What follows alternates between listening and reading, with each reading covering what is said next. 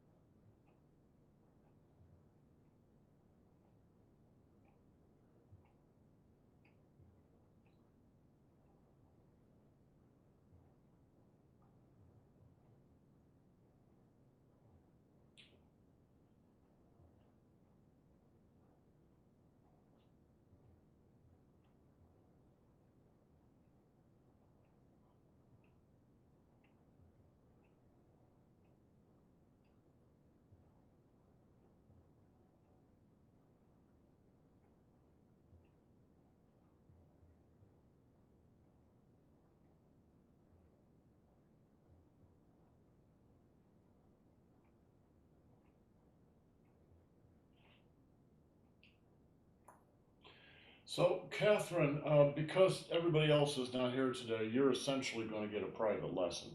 So I'm going to treat this, I mean, we may do some yin and yang cycles, but I'm mainly going to treat this as a private lesson. Okay, so there is one place in this first section where you have what's called a Mao Bing. Do you know what the Chinese word Mao Bing means? No. Means bad habit.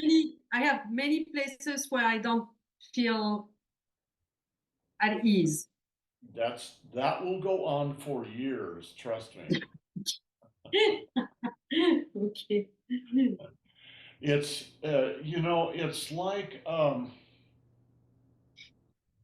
it's like polishing a rock or something. It just takes a long time. You polish, polish, polish, and then you polish, polish, polish. Um, Takes a long time to polish. But the level that you're at, from a teacher's point of view, from my point of view, I'm not trying to make you go up to this level. I'm just trying to get the level that you're at to be more or less correct. More correct than less correct, right? And so, so it's like when you polish something and the whole rock is pretty well polished, but there's one place where there's like a divot in it. You got to get that one place. All right, I want you to watch this move, and then I'm going to explain it, and then we're going to work on it until you do it right. Right? Watch.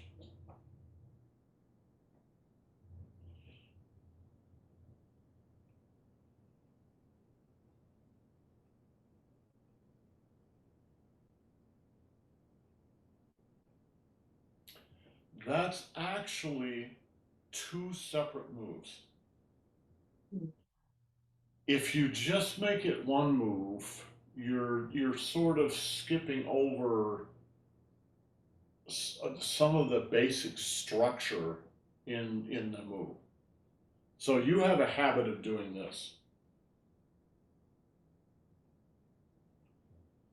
right? I don't know that I repeated it quite correctly, but it's basically just a big sweep. I understand why you're doing that. I like to do flowing motions too.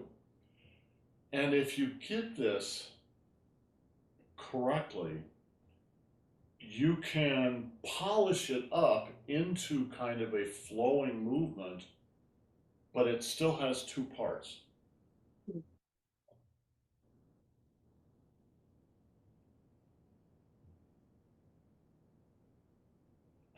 Now, what do I mean by two parts? It has two functions, and the functions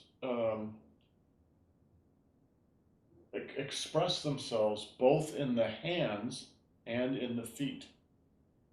So watch my feet, right? I'm just going to do the footwork. 1, 2. Right? Those are two completely different functions. Now I'll do the hands and feet. 1, 2. So if Kevin were here, someday when Kevin's up here, I'll be happy to demonstrate what the functions are. Okay? Um, Imagine this hand, somebody's hand is coming in, you grab this hand and you twist the wrist down. At the same time, your other hand comes up underneath his elbow. So I grab his hand with this hand, twist the wrist a little bit, and then come up underneath his elbow. Now I've got his whole forearm. I've got his wrist and his elbow. And if I've twisted the wrist around on itself, I'm controlling his elbow, controlling his whole body. The business with the foot is a way of accentuating that, of making that stronger. All right?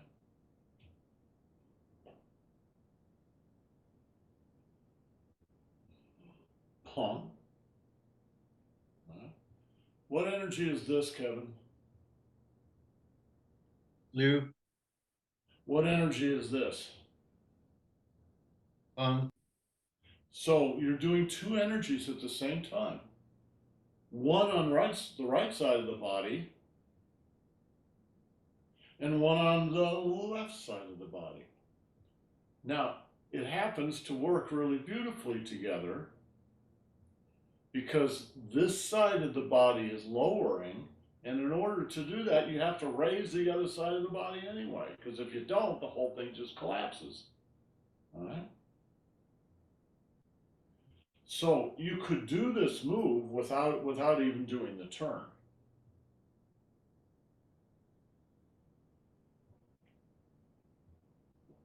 Yeah.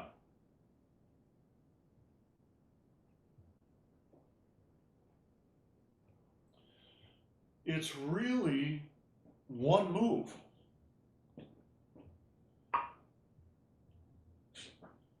Somebody's fist is coming in here, right?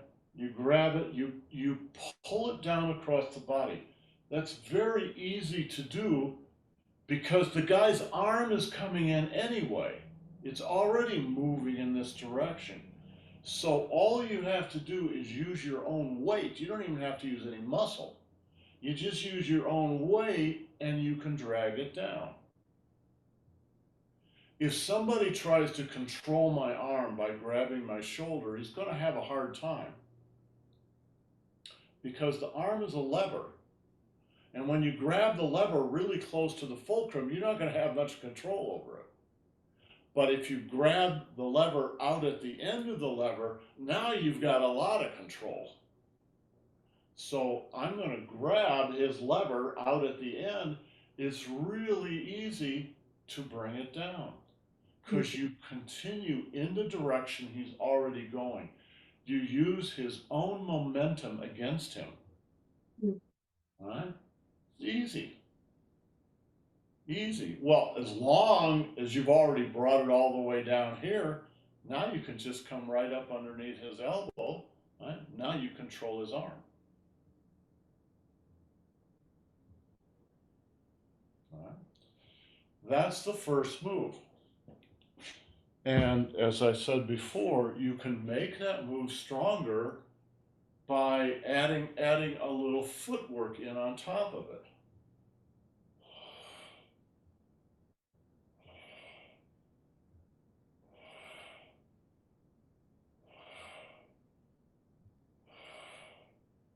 Not a big move.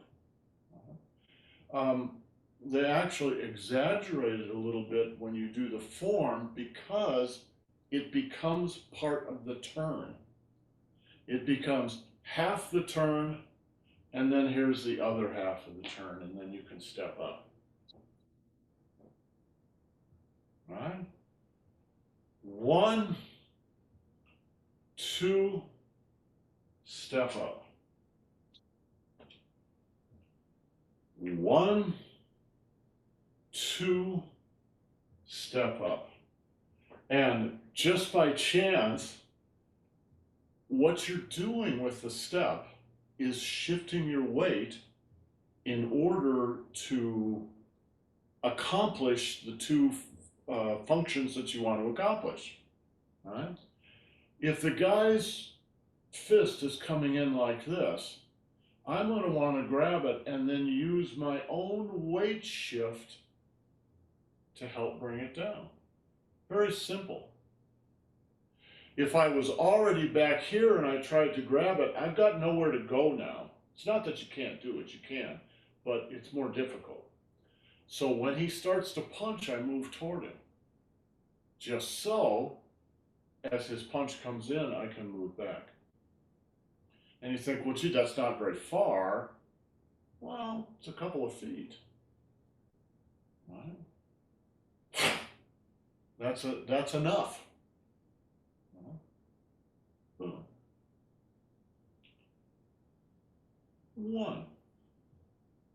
Okay, so that's the first function. The second function starts with a setup. You got to get yourself in the right position. All right. So right here, I finished one move, but I'm not really in position to do the next move. And I'm going to, in fact, let me turn a little bit. I'm going to turn 90 degrees and do this move so you can see what I mean. All right. One. Now I'm going to position myself. Position. There's the function. And wow, that looks really small. But if Kevin comes up here and I demonstrate on him, you'll see it's very effective. All right. So what are you doing when you do that move? Catherine, we call that the dish rag. The dish rag is exactly right. In fact, I should use the dish rag here.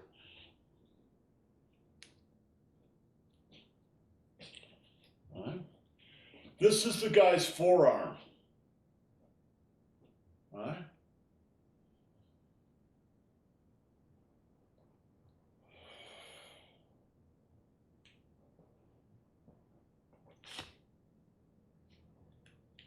Don't do it with your arms.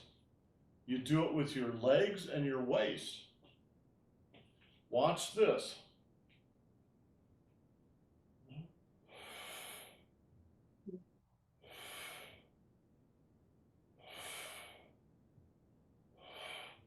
Now, that's not the focus on this.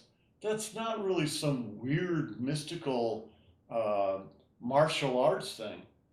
If you were really wringing out a dish rag, that's what you would do. The difference between the martial art and the kitchen art is in the kitchen art, you probably just don't pay any attention to it. Because you're just focused, oh, I got to rinse this out and then I got to clean the counter. Right? In the martial arts, you do pay attention to it because you've got to make it stronger and as efficient as possible. Right? So now, it's not my arms doing it, it's this.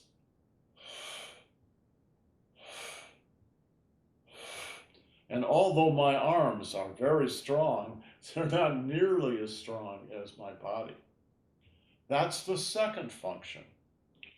So you could kind of say, this is not being technically exact, but it's kind of functionally exact, that there's three parts to this movement. The first function,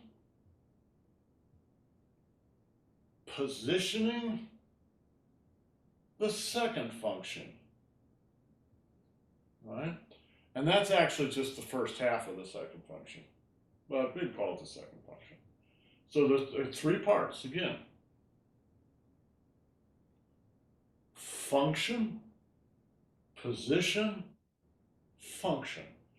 Now, once you're clear about that, so that when you sing this song, you hit all three notes,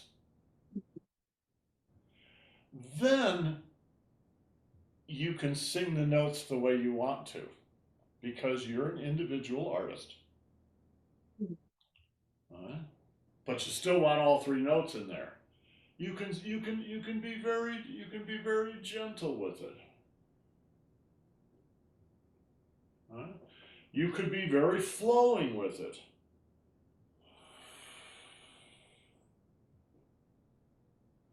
But you ought to have all three notes in there.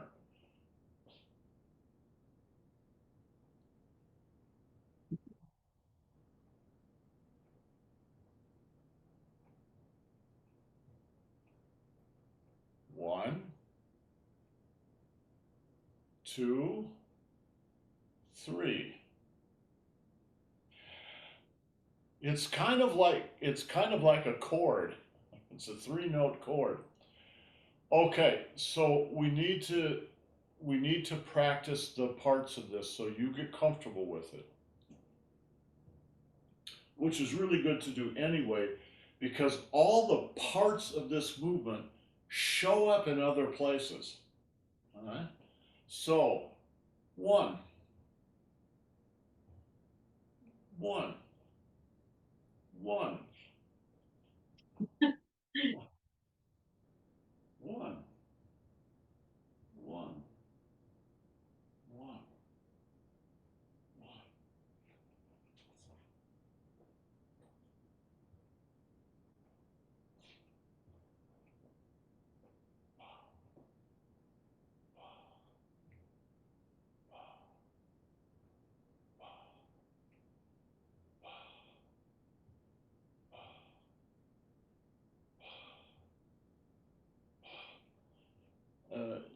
you guys know this move.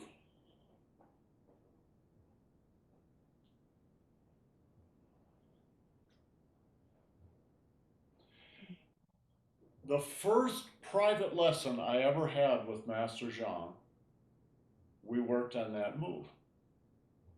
But in order to help me as a beginner understand, he would turn his back to me, right? Just like I did with you. Your teacher has to do that. But watch what happens.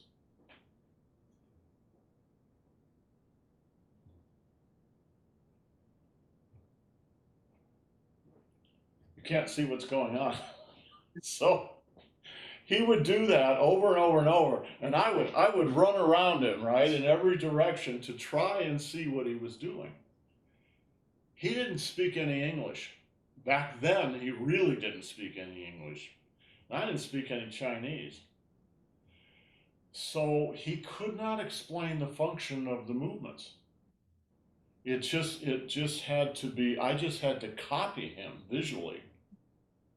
And only as the years went on did I fill in the functions. Largely from Master Zhang, but some from other students, some from other teachers, some from just watching YouTube videos, etc. It took a lot of years because nobody just said, well, it's 1, 2, 3, there you go. No, that wasn't the way it was. Right? It takes a long time to put all these pieces together.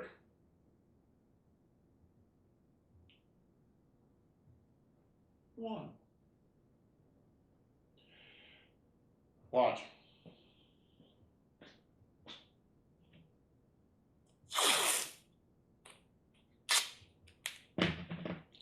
Pay attention to your center line.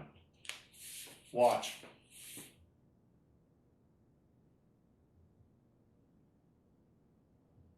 Now that's a little mechanical, but nevertheless it will give you the idea.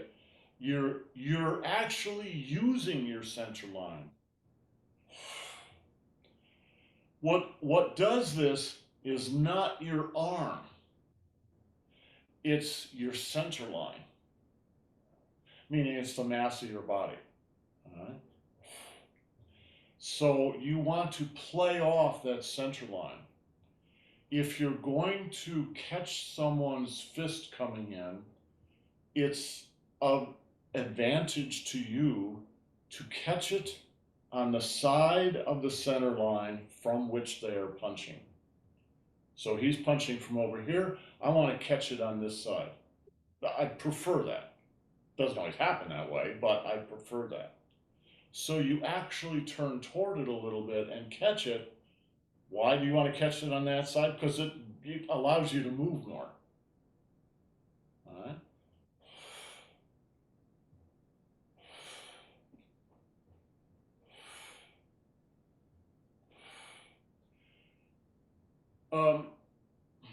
I don't know whether you can see what my feet are doing, right? Watch my feet.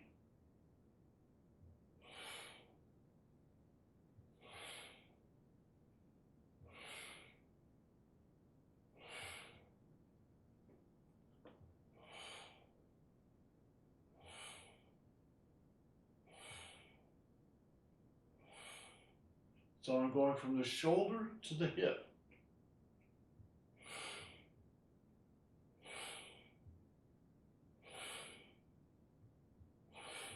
But where my mind is actually on my center line.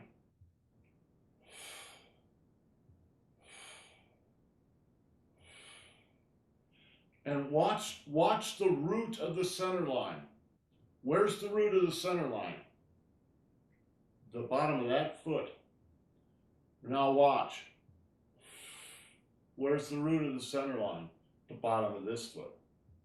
So your center line and your feet are dynamically brought together.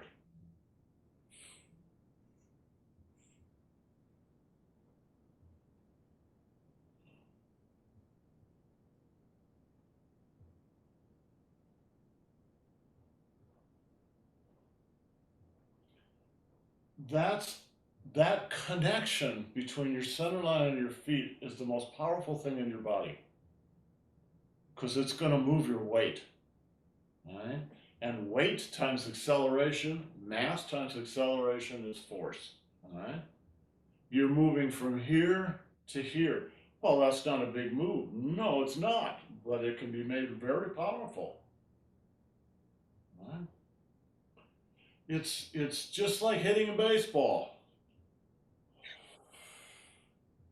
It's just that connection.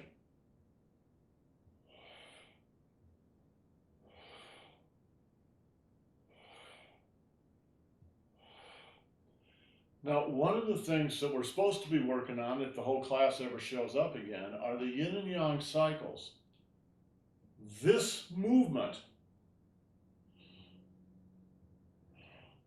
is a yin movement. It's a defensive movement. Somebody's fist is coming in, and I help the fist move away from my nose and to someplace else. And I do it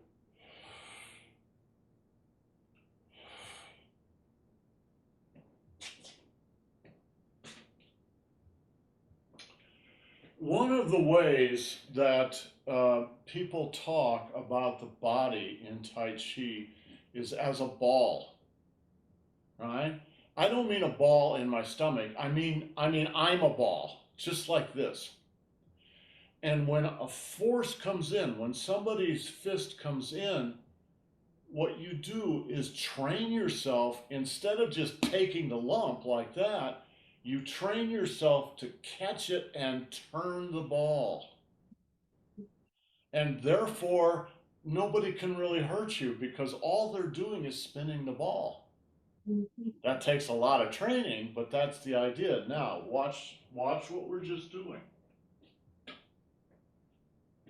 Right? The guy's fist comes in, turn the ball. Turn the ball. Turn the ball. This is why you should stay relaxed. It's also why you can stay relaxed. Is you have trained yourself, you've just become this big ball. And when someone, if you just stand there and let him punch you in the face, well, yeah, he's not much of a ball, but right?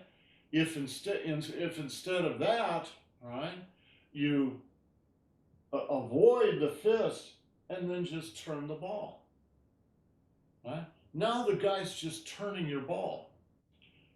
So the right side of the body is the defensive side. In Tai Chi, every movement is both defensive and offensive. If the right side of the body is being defensive, then the left side of the body is going to be the counterattack. And they're actually the same movement, because the movement that creates the defensive part of this, the yin part of this, is also the movement that makes the yang part of it. That's one movement. Now, you can do it as a single movement without adding the left side in. You can do the left side without doing the right side. But you can also do both of them together, right?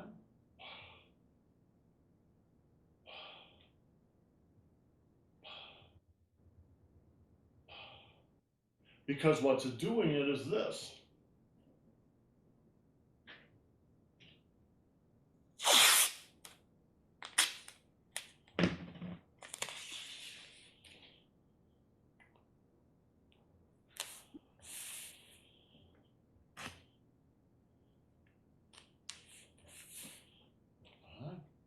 this.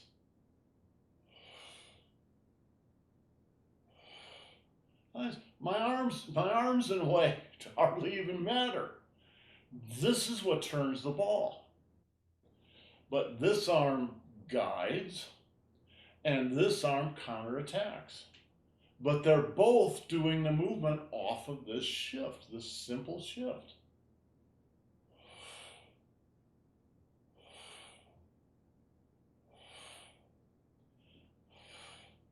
If you were going to do this in real life, it's not real soft. You do it in the form, you do it softly and gently in order to get this coordination. Just do it softly. I think I've played before some practice suggestions on the violin, but it's like Perlman. And he says when you practice a piece, you don't practice the whole piece. You practice one tiny little piece of it. Maybe one bar. He says maybe 2 bars, but usually just 1 bar. And you just do it over and over, and you do it slowly. Get the coordination. Get the coordination. Once you've got the coordination, then you can speed up if you want to. All right? Watch. Once you understand it, you can move all this very quickly. But the point of learning Tai Chi really is not the martial side of it. It's to understand your energy body and then to be able to work with it. And that you can do very slowly. Defend, counterattack. Defend, counterattack. Defend, counterattack. Defend, counterattack. Well, they're the same thing. Catherine, this is why you want to make sure to hit this note, because that's about a subtle coordination of your energy body. All right? And you can do it very, very gently. You should do it very gently and slowly.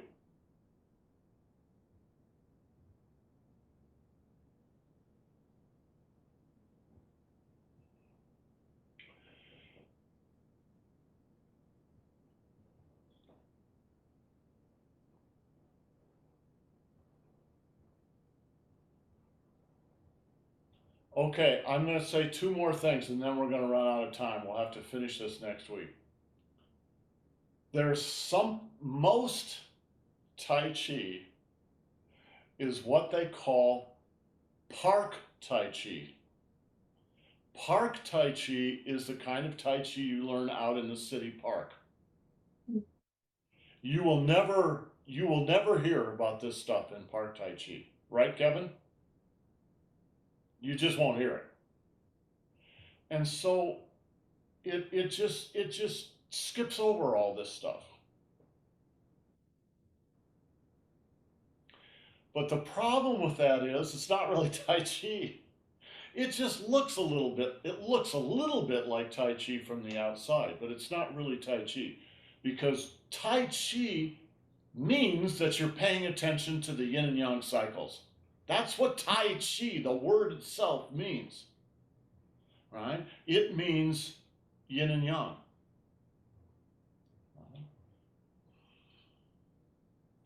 Yin, yang.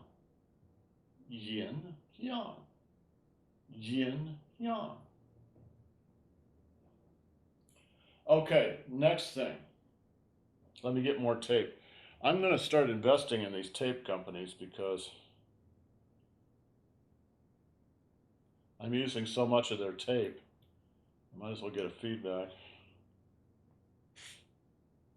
Oh. Get a YouTube sponsorship. Yeah, right.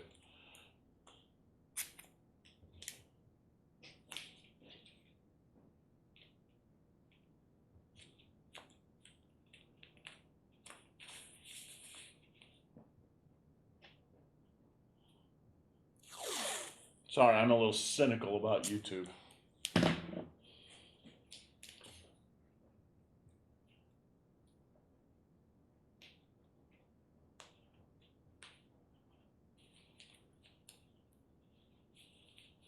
Okay, the waist sits on these two lines.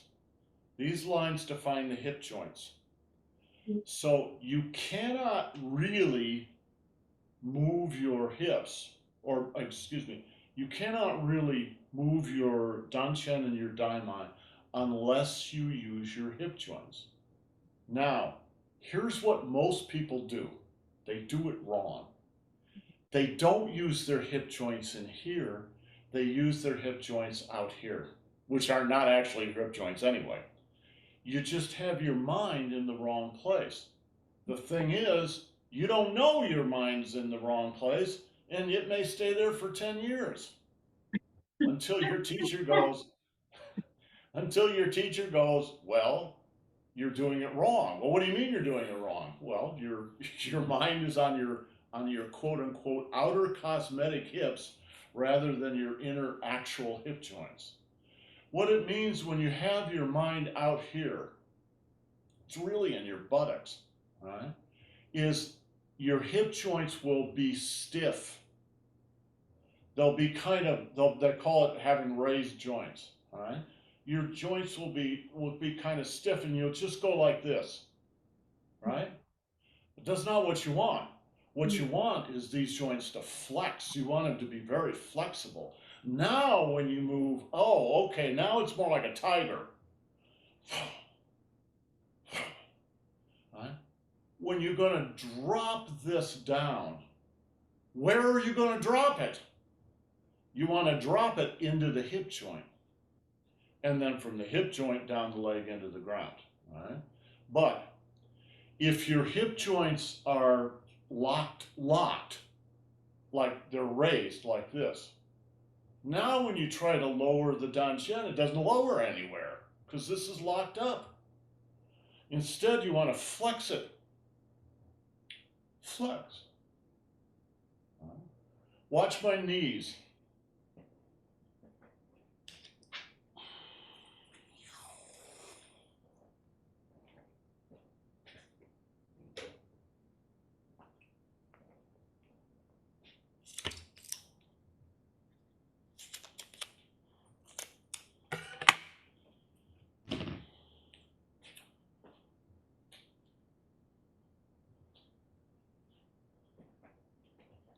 I put the white dots on the outside of my knees so you get the idea. When you flex your hip joints, your knees are going to have to open outward. They're spiraling. Spiral. Spiral. Spiral. Spiral. Spiral. Spiral. Kevin, does that make sense? It's very simple. Yeah, Kevin. What's hard is making the connection between everything to make it. You have to relax so much to be. I'm just starting now to playing with it because things are starting to shape up. But once you figure out where everything lines up and you relax enough, then things move a lot easier. But I've been so locked up for so many years that I've been down so long that down looks like up to me kind of thing. Exactly right. Kevin, you may have a particular version of that because of your back injury, et cetera, et cetera. Nevertheless, everybody has that same problem. I've only, in the past 50 years, I've only met 2 or 3 people who did not have that problem. And all 3 of them were dancers. All right. So, what happens is we're locked up. And we don't know it. We don't know it. We're not conscious of it at all. We think we're moving okay. But when you face a certain challenge, you run into these walls. Right? So one of the great benefits, maybe the greatest benefit of Tai Chi is it will introduce you to the walls that you are carrying around. And it takes some time. It takes time even to see them. And then you can't just knock them down. You think you can, but try, it won't work. All right. How do you get rid of them? You have to dissolve them. And you dissolve them through gentle practice. 10,000 repetitions. Every repetition dissolves a little bit. So it's like you have to be in horse stand all the time, in fact. Yes. All the time. All the time. Even when you're supposedly standing up, you shouldn't be locked up like this. All right? Yeah, I'm not locked up, but I'm definitely not in. I mean, I have really to be aware. I want to be in horse stand. I have to just think about it all the time. Otherwise, I lose. I just don't do it. That's exactly right. That's exactly right. That's why it takes so many years to truly learn Tai Chi. It takes a lot of years to change. It's just the way we human beings are. But this one exercise, you can learn a lot from this one exercise if you pay attention. All right? Sink. Sink here. Sink. Sink. Sink. Sink. This is here. Here's a great exercise.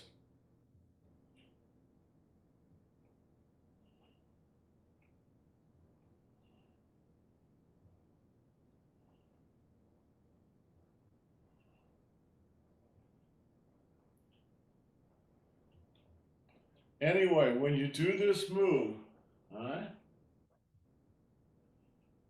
1, relax, position yourself.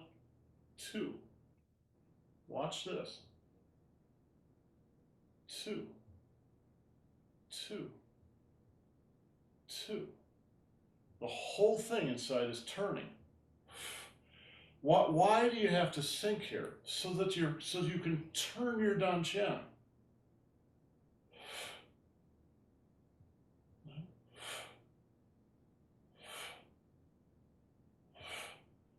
That's what gives your hand power. Somebody who just tries to do it like that, they've only got the power in their forearm and their wrist. Not very much. But if you turn from here, it means your whole body weight is behind it.